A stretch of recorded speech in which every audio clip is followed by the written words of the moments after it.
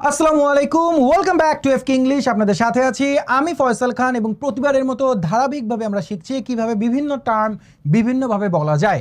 এবং আজকে আমরা শিখব ক্যান ইউ ওয়েট। কাউকে যখন আপনি অপেক্ষা করতে বলবেন, ক্যান ইউ ওয়েট না বলে আরও কী কী সুন্দর টার্ম ব্যবহার করতে পারেন যাতে সে আসলে আপনার জন্য অপেক্ষা করতে স্বাচ্ছন্দ্য বোধ করে।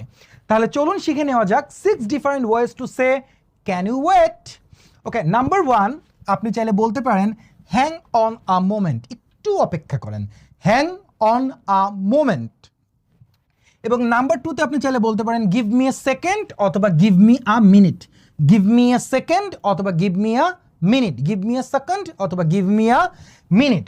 ওকে, অ্যান্ড নাম্বার 4-এ আপনি চাইলে বলতে পারেন প্লিজ কিপ ওয়েটিং, মানে অপেক্ষা করতে থাকেন, প্লিজ কিপ ওয়েটিং, অপেক্ষা চালিয়ে যান, please keep waiting, please keep waiting.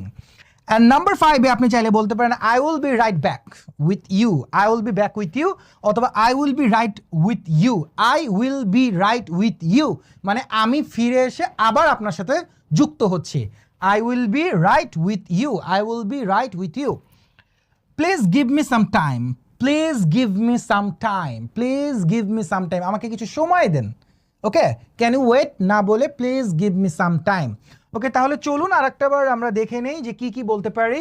Hang a moment, hang a moment, hang a moment, give me a second অথবা give me a time, give me a minute, please keep waiting, please keep waiting, অথবা চাইলে আমরা বলতে পারি I will be right with you, I will be right with you, I will be right with you, I will be back with you, I will be back with you, I will be right back, I will be right back.